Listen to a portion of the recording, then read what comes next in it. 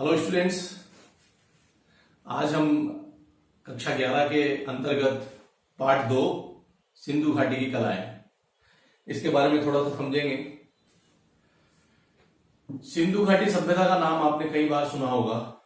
सिंधु घाटी सभ्यता हमारे देश की एक विकसित सभ्यता थी जो आज से लगभग 5000 साल पहले इस देश और जहां आज पाकिस्तान है, उस समय पाकिस्तान जैसा कुछ भी नहीं था। तो अगर हम भारतीय प्रायद्वीप जिसे कहते हैं, तो उस भारतीय प्रायद्वीप में सिंधु नदी के तट पर एक पूर्ण विकसित नगरीय सभ्यता थी जिसे हम सिंधु घाटी सभ्यता, हड़प्पा की सभ्यता, हड़प्पा मोहनजोदड़ो की सभ्यता, इंडस वैली सिविलाइजेशन आदि आदि नामों से जानते हैं।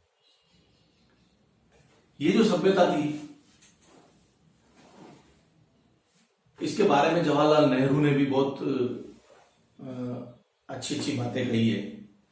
उन्होंने कहा है कि ये कितना आश्चर्य का विषय है कि जिसे आज हम अपना विकास समझ रहे हैं, ये विकास तो भारत में आज से 5000 साल पहले भी हो चुका था।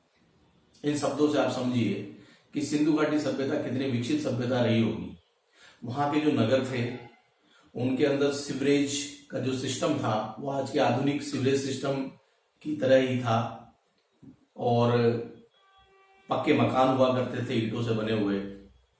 लोग व्यापार मुख्य रूप से उनका व्यवसाय हुआ करता था। खेती और कृषि पर आधारित ये सभ्यता नहीं थी। ये सभ्यता मूल रूप से व्यापार पर आधारित थी। सिंधु घाटी सभ्यता के लोगों का व्यापार मिस्र और मेसोपोटामिया और ग्रीक इन सभ्यताओं से हुआ करता था। आपका जो चित्रकला के अंतर्गत जो सिंधु घाटी से संबंधित जो अध्ययन हमें करना है वो कलाओं से संबंधित है, और इसीलिए इस पाठ का नाम सिंधु घाटी की सभ्यता न होकर सिंधु घाटी की कलाएं, ये इस पाठ का शीर्षक है। तो हम कलाओं पर केंद्रित रहेंगे, लेकिन थोड़ी थोड़ी मूलभूत जानकारी हमको सिंधु घाटी सभ्यता के बारे में होनी चाहिए। तो अब सबसे पहले इसका समय क्या था, यह हमें जानकारी में होना चाहिए। तो सिंधु घाटी सभ्यता के समय पर अलग अलग विद्वानों ने अपने अलग अलग मत दिए हैं। मार्टिमर व्हीलर ये एक यूरोपीय पुरातत्ववेत्ता हैं। इनके अनुसार इस सभ्यता का काल 2500 से 1500 ईस्वी था। जॉन मार्शल ने अपना अलग बताया है, अर्नेस्ट मैके ने अपना अलग बताया है। वर्तमान में कार्बन 14 C14 कार्बन डेटिंग पद्धति ये सबसे विश्वसनीय पद्धति मानी जाती है, जो कि उस समय प्राप्त वस्तुओं की कार्बन 14 इस पद्धति के द्वारा उनकी एग्जैक्ट आयु पता की जा सकती है। तो इस कार्बन 14 पद्धति, कार्बन डेटिंग जो पद्धति है, इसके आधार पर इस सभ्यता का जो परिपक्व कालखंड था वो प्रामाणिक रूप से 2300 ईस्वी पूर्व से 1750 ईस्वी पूर्व माना गया है। जबकि मार्टिमर व्हीलर के अनुसार इस सभ्यता का जो कालखंड था वो 2500 ईस्वी पूर्व से 1500 ईस्वी पूर्व माना गया है। ये आप ध्यान रखें। इसका अगर अपने पास ऑप्शन आते हैं 2500 से 1500 ईस्वी पूर्व, 2300 से 1750 ईस्वी पूर्व, तो इसका सबसे सटीक आंसर होगा 2300 ईस्वी पूर्व से 1750 ईस्वी पूर्व। इसका इस सभ्यता का एक परिपक्व कालखंड था। उससे पूर्व का जो समय था उसे प्राक हड़प्पा के नाम से जानते हैं। 1750 के बाद में 1500 ईस्वी पूर्व से वैदिक सभ्यता का आगमन हो जाता है। तो 1750 से 1500 ईस्वी तक के समय को हम पश्च हड़प्पा मान सकते हैं, और 2300 ईस्वी पूर्व से पहले के समय को हम प्राक हड़प्पा कालीन समय मान सकते हैं, जो हड़प्पा सभ्यता का विकास हो रहा था। उस समय के भी अवशेष प्राप्त हुए हैं। अब इसका विस्तार कहाँ कहाँ पर था, इस सभ्यता का विस्तार कहाँ कहाँ पर था, तो जो जो चिन्ह खुदाई के द्वारा प्राप्त हुए हैं, जो जो स्थल खुदाई के द्वारा प्राप्त हुए हैं, इन सभ्यताओं को खोजा किसने? इन सभ्यताओं को खोजने में कई लोगों का हाथ है। इनमें जॉन मार्शल का नाम आता है, दयाराम साहनी जी का नाम आता है, अर्नेस्ट मैके, मार्टिमर व्हीलर, इन सबका इसमें योगदान रहा है। तो पुरातत्ववेत्ताओं द्वारा अलग अलग स्तरों की खुदाई की गई, तो कई नगर इस सभ्यता के हमको अलग अलग जगहों पर मिले हैं, जिनका विस्तार वर्तमान पाकिस्तान से लगा करके भारत के उत्तर प्रदेश तक भी है। पाकिस्तान के हड़प्पा और मोहनजोदड़ो ये दो सबसे प्रमुख नगर इस सभ्यता के थे। हड़प्पा सिंधु नदी के उत्तरी तट पर था और मोहनजोदड़ो सिंधु नदी के दक्षिणी तट पर था। इनको इस सभ्यता की दो राजधानियां इस नाम से भी इंगित किया जाता है। ये नगर जमींदोज हो गए थे, इनको खुदाई करके बाहर निकाला गया पुरातत्ववेत्ताओं द्वारा। कई कई फीट नीचे खुदाई की गई, मिट्टी के टीलों के नीचे दबे हुए थे। ये सभ्यताएं कैसे नष्ट हुई, इसके बारे में तरह तरह के कयास लगाए जाते हैं। हो सकता है ये किसी भूकंप की वजह से जमींदोज हो गई हो सकता है कोई बाढ़ आई हो। आपने एक पिक्चर देखी हो मोहनजोदाड़ो आशुतोष गोवारिकर की, तो उसमें उन्होंने इन सभ्यताओं के पतन का कारण एक बाढ़ को बताया। ये अनुमान है, इनके बारे में पुख्ता कोई सबूत नहीं है कि कैसे इनका पतन हुआ, लेकिन पतन के बाद ये सारे नगर जो है जमींदोज हो गए, एक एक करके हुए, एक साथ हुए। इसके बारे में भी कोई तथ्यात्मक जानकारी नहीं है, लेकिन काल के प्रवाह के साथ ये सारे नगर जो है जमीन के नीचे दब गए।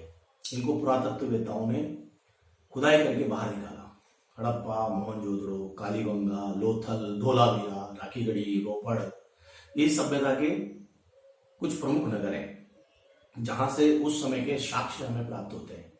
यहां से प्राप्त लिपि भी हमें कई मोहरों पर या मिट्टी की जो पाटियां थी, मिट्टी की जो पाटियां जिनको टेराकोटा बना लिया जाता है पका करके, वो भी प्राप्त हुई है। उन पर लिपियां लिखी हुई है, उस समय से संबंधित जानकारियां उन पर लिखित रूप में मौजूद है, लेकिन इस लिपि को आज दिन तक पढ़ा नहीं जा सका है। तो हमें उस लिखे हुए से कोई विशेष मदद हमें नहीं मिल पाई है। और इसीलिए जो सिंधु घाटी सभ्यता है वो ऐतिहासिक काल के अंतर्गत ना आकर के आध्य ऐतिहासिक काल के अंतर्गत आती है। मैंने आपको पहले बताया था कि प्राग ऐतिहासिक और ऐतिहासिक के बीच का एक कालखंड आता है आध्य ऐतिहासिक, जहां से हमें लिखित साक्ष्य तो प्राप्त हुए लेकिन उन्हें हम पढ़ नहीं सकते।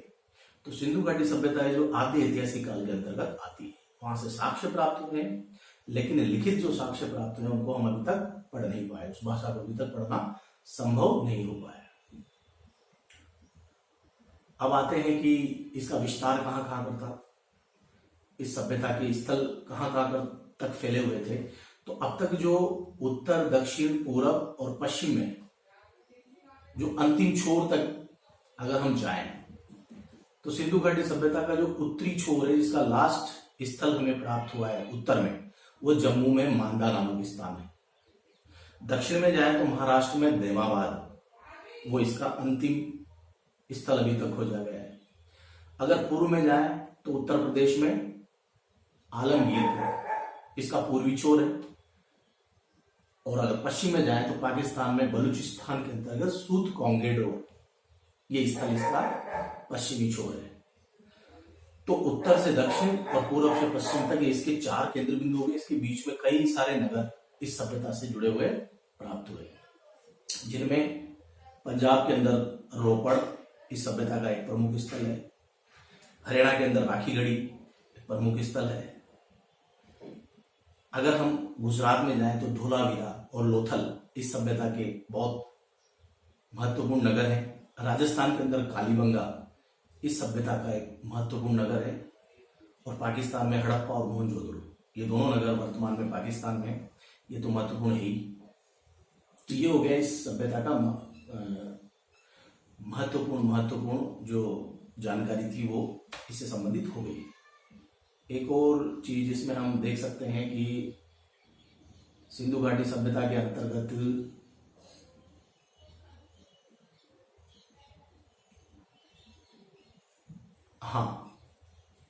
सिंधु घाटी सभ्यता के अंतर्गत जो कलात्मक से अतिरिक्त जो अवशेष प्राप्त हुए उनमें एक विशाल स्नानागार का वर्णन आता है। वो स्नानागार इस बात का द्योतक है कि उस समय के लोग, जैसे आजकल लोग स्विमिंग पूल्स में, बड़े बड़े वाटर पार्क्स में सामूहिक रूप से स्नान करते हैं, उस समय के लोगों में भी ऐसी व्यवस्था थी। उन्होंने ऐसी व्यवस्थाएं बनाई हुई थी। एक सामूहिक अन्नागार मिला है जहां पर पूरे नगर की जरूरत का अन्न भंडार, साइलो जो आजकल होते हैं वैसे अन्न भंडार प्राप्त हुए हैं। ये इतिहास का पार्ट है। हम कला से संबंधित चर्चा करेंगे। तो सिंधु घाटी सभ्यता से जो कलात्मक अवशेष प्राप्त हुए हैं उन्हें हम मुख्य रूप से 7 भागों में बांट सकते हैं। कौन कौन से कलात्मक अवशेष प्राप्त हुए हैं? एक तो वहां से प्राप्त हुए हमें पत्थर की मूर्तियां, एक प्राप्त हुई हमें धातु की मूर्तियां, एक प्राप्त हुई हमें मृण मूर्तियां यानी कि मिट्टी की मूर्तियां, टेराकोटा जिसे बोलते हैं, पकाई हुई मिट्टी की मूर्तियां। तीसरा 3 हो गए। चौथा है वहां से हमें प्राप्त हुई है मुद्राएं यानी कि जो लेन देन के काम में आती है उसे हम मुद्रा का नाम देंगे। और जो सील लगाने के काम आती है, ठप्पा लगा करके किसी राजपत्र पर या किसी राजपत्रित अधिकारी की जो सील होती है जैसे, तो उस सील को हम यहाँ पर मोहर नाम देंगे। कई बार मुद्रा और मोहर में हम कंफ्यूज हो जाते हैं, तो मुद्रा शब्द को हम प्रयोग कर रहे हैं जो लेन देन के काम आने वाली, जो एक रुपया जैसे होता है ऐसी कोई इकाई, और मोहर का हम प्रयोग करेंगे जो सील लगाने के काम आती है। ये दोनों चीजें वहां से प्राप्त हुई है, मुद्राएं भी प्राप्त हुई है और मोहरें भी प्राप्त हुई है। मुद्राएं भी मिट्टी की बनी हुई, धातु की बनी हुई, तरह तरह की प्राप्त हुई है, और मोहरें भी इसी प्रकार से मिट्टी और धातु या पत्थर इस तरह से बनी हुई प्राप्त हुई है। एक प्राप्त हुए हैं वहां से हमें मृदभांड, मिट्टी के बर्तन जो कलात्मक है, कलात्मक सामग्री के रूप में हम उनका उल्लेख कर सकते हैं। मृदभांड के अलावा हमें वहां से प्राप्त हुए आभूषण, स्त्री और पुरुषों द्वारा पहने जाने वाले आभूषण, वो भी कई प्रकार की चीजों से बने हुए हैं। कहीं मिट्टी के मनकों से बने हुए, कहीं कारखानों में बने हुए मनकों से बने हुए, कहीं जो मोलस्का समूह के जीव जंतु होते हैं जैसे कोड़ी, शंख, इनसे बने हुए आभूषण। और एक प्राप्त हुए वहां से खिलौने, मिट्टी और लकड़ी इत्यादि से बने हुए खिलौने। तो ये 7 प्रकार के महत्वपूर्ण कलात्मक अवशेष हमें सिंधु घाटी सभ्यता से प्राप्त होते हैं। इनका हम एक एक करके अध्ययन करेंगे। सबसे पहले आज हम केवल, क्योंकि ज्यादा बड़ा वीडियो ना हो जाए, आज हम केवल पत्थर की मूर्तियां और धातु की मूर्तियां, इन 2 टॉपिक्स को लेंगे। वहां से जो पत्थर की मूर्तियां प्राप्त हुई है और धातु की मूर्तियां प्राप्त हुई है उनमें से महत्वपूर्ण मूर्तियां कौन कौन सी है। तो धातु की जो मूर्तियां प्राप्त हुई है उनमें सबसे महत्वपूर्ण मूर्ति है एक नर्तकी की मूर्ति, कांस्य नर्तकी की मूर्ति। ये सिंधु घाटी सभ्यता का एक सिंबल भी बन चुका है। आपने इतिहास की पुस्तकों पर भी इस मूर्ति को देखा होगा। ये मूर्ति 10.5 सेंटीमीटर लंबी है। इसका आकार अगर हम देखें तो 10.5 सेंटीमीटर लंबी, 5 पॉइंट चौड़ी है और 2.5 सेंटीमीटर इसकी मोटाई है। कई बार मूर्तियों के आकार प्रकार से संबंधित प्रश्न आ जाते हैं प्रतियोगी परीक्षाओं में। तो इसकी ऊंचाई है 10.5 सेंटीमीटर, चौड़ाई है 5 सेंटीमीटर और मोटाई है 2.5 सेंटीमीटर। ये इसका परिमाप है इस मूर्ति का। मूर्ति कांसे से बनी हुई है। किस विधि से बनाई गई थी? मधुश्चेष्ट या सिरे पेड़ू विधि, अंग्रेजी में कहा जाता है लोस्ट वैक्स टेक्निक। इससे ये मूर्ति बनाई गई थी। इस टेक्निक को के बारे में हम बाद में चर्चा करेंगे, किस तरह से इस टेक्निक से मूर्तियां बनाई जाती है। लेकिन ये मूर्ति जो है, इसका एक पैर थोड़ा सा आगे बढ़ा हुआ और जांघ पर, एक हाथ बायां हाथ जांघ पर रखा हुआ, दाहिना हाथ जो है वो कमर पर रखा हुआ, इस तरह से ये मूर्ति बनी हुई है। नग्न मूर्ति है नर्तकी की, और इसने बाएं हाथ में ऊपर तक चूड़ियां पहनी हुई है, दोनों हाथों में 2-2 कड़े पहने हुए हैं। ये मूर्ति वर्तमान में राष्ट्रीय संग्रहालय नई दिल्ली में संग्रहित है और कांसे से निर्मित है। तो इस मूर्ति के बारे में, इससे संबंधित चीजों से ही प्रश्न बनते हैं। परिमाप से संबंधित प्रश्न पूछे जा सकते हैं। किस धातु से बनी हुई है, इससे संबंधित प्रश्न पूछे जा सकते हैं। कहाँ संग्रहित है, इससे संबंधित प्रश्न पूछा जा सकता है। और किस विधि से बनाई गई है, इससे संबंधित प्रश्न पूछा जा सकता है। धातु की एक मूर्ति कांसे से निर्मित भैंसे की भी प्राप्त हुई है। ये प्राप्त हुई है कालीबंगा से। हाँ, एक चीज छूट गई थी, जो नर्तकी की मूर्ति प्राप्त हुई वो कहाँ से प्राप्त हुई, किस स्थल से प्राप्त हुई? तो मोहनजोदड़ो से प्राप्त हुई है।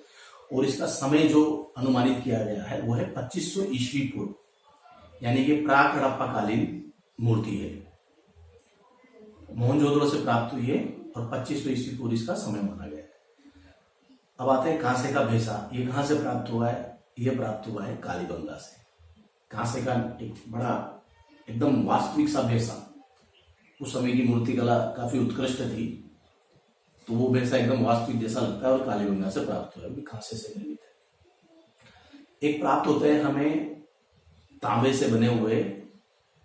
कांसा जो है वो तांबे और टीन, इन दो धातुओं का मिश्रण होता है। पीतल होता है तांबा और जस्ते का मिश्रण, कांसा होता है तांबा और टीन दोनों का मिश्रण।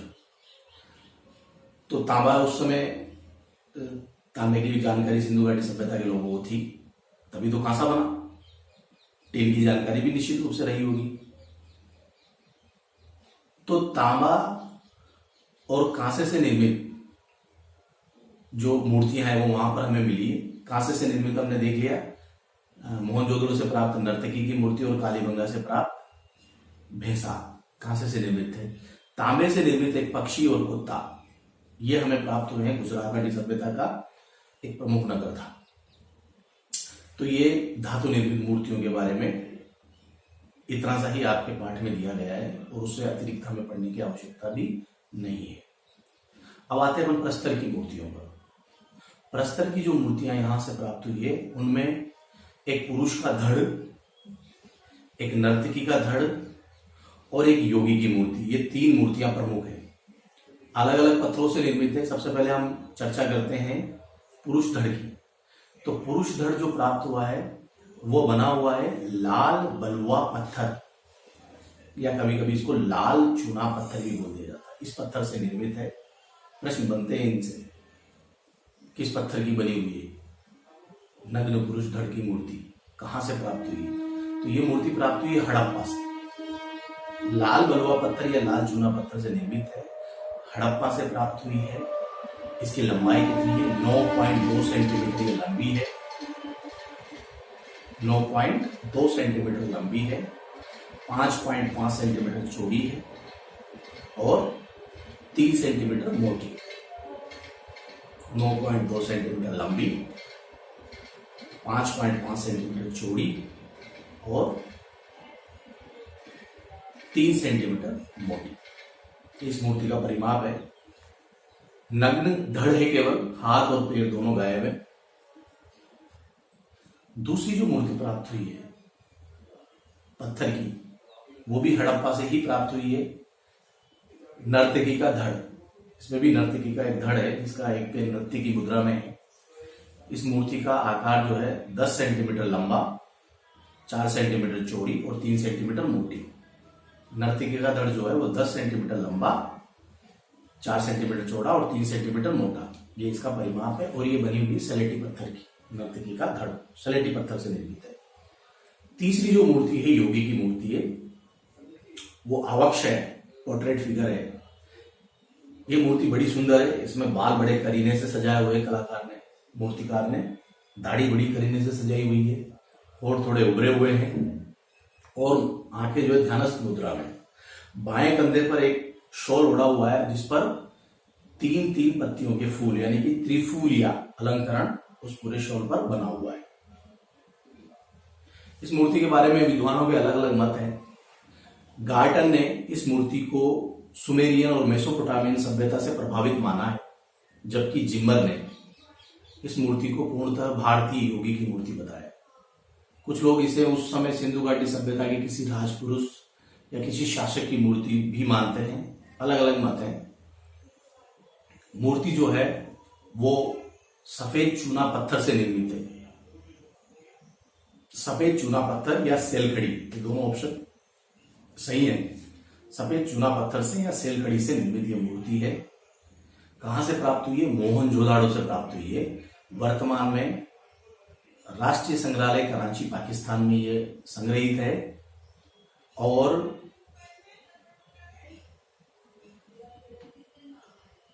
इस मूर्ति को सफेद चूना पत्थर या सेलखड़ी से बनाया गया था उस समय। बस इतना काफी इस मूर्ति के बारे में। इससे संबंधित ही प्रश्न आएंगे आपके, इससे ज्यादा कोई प्रश्न आएंगे नहीं। जिमर और गार्टन के मत इस मूर्ति के बारे में मैंने बता दिए हैं कि गार्टन जो है उसके अनुसार ये मूर्ति सुमेरियन या बेबीलोनियन मेसोपोटामियन सभ्यता से प्रभावित है, उसका प्रभाव इस मूर्ति पर है। जबकि जीमन ने इसको पूर्णतः उस समय जो भारतीय मूर्तियां जिस तकनीक से बनाई जाती थी, जिस शैली में बनाई जाती थी, उस शैली से संबंधित ही माना है। तो आज के लिए इतना काफी है। कल हम मुद्राएं, मोहरे, मरण मूर्तियां, आभूषण, खिलौने, इनके बारे में कल के वीडियो में अध्ययन करेंगे।